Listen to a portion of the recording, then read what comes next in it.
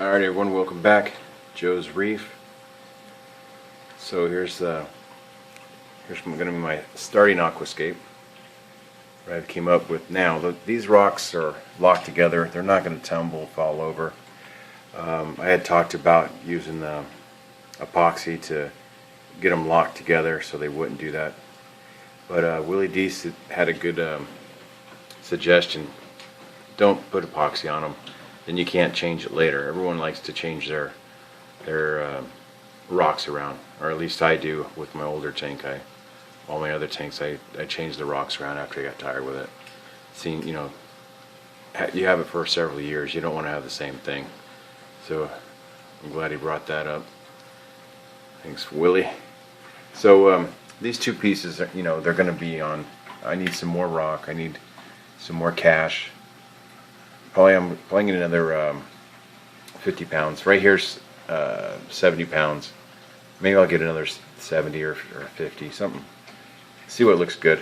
Anyways, everyone's got their own taste on aquascape, but I like islands where they're, you know, narrow and tall.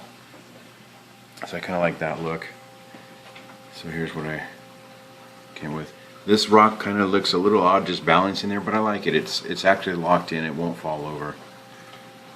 And we got a couple on an angle. We got a little bridge right there.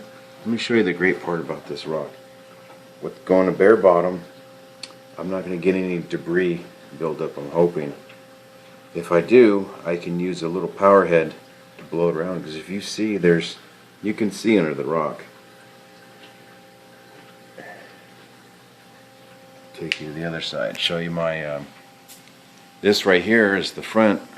Well, it's the side of the tank, but for me I call this the front because this is the part I like the best, because it gives you depth through the whole thing. Once the water's clear, you'll be able to see a lot of depth. So I think this is going to be the best view of my tank. This is going to be I'm holding this part right here for the zoas. It's my favorite coral, and so that's going to be my zoa garden with a bridge. So that'll be there, and let me show you under the rock. So as you can see, with you got good flow in the tank, bare bottom and these kind of rocks with no sand. My other buddy, Reefer James, he was suggesting put a thin layer of sand so the rocks don't scratch it.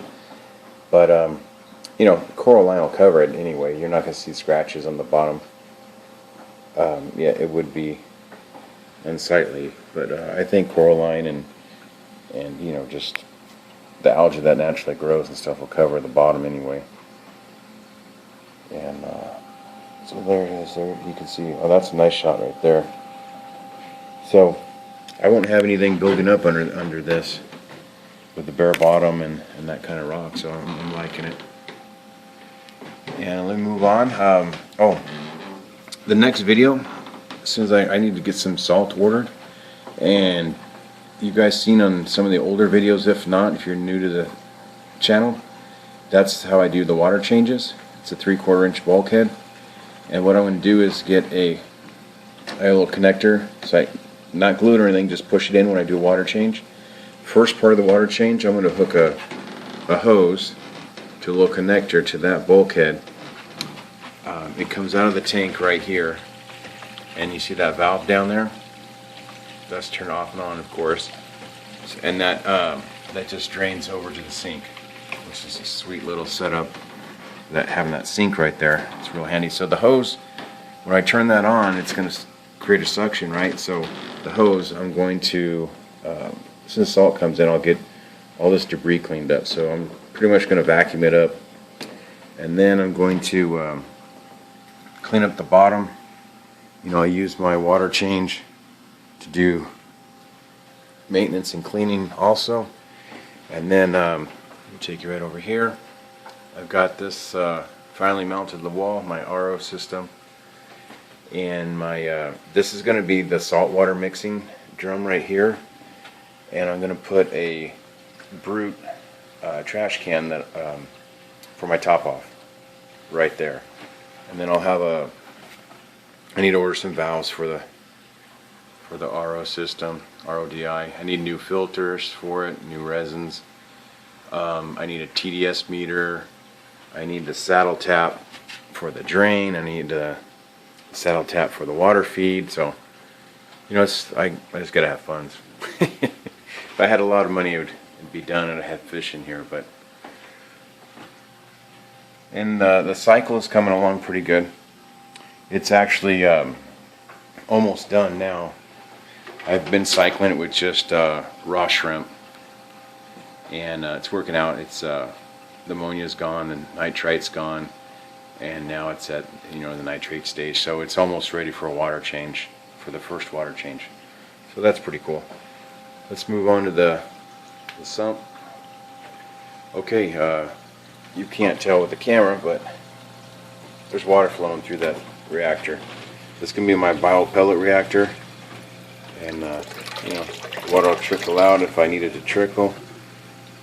If I want to flow some pellets around, which you don't need that much, but I'm just showing you. It'll have some good flow.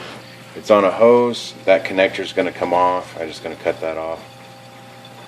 And I just left it on there because it's heavy. It'll keep the hose down towards the bottom, not just frolicking.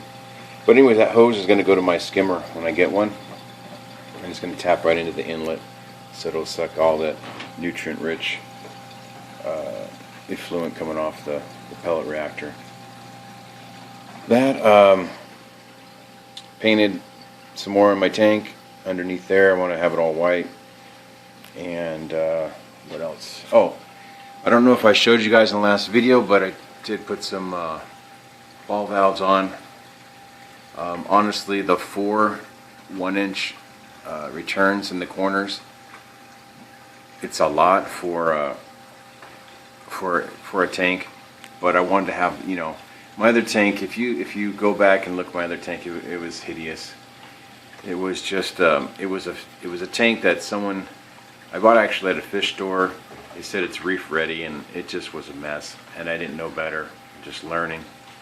So I wanted to go big and just do it once and have it right. So, but you can use ball valves. So I shut those down a little bit, cut down the flow on these front ones.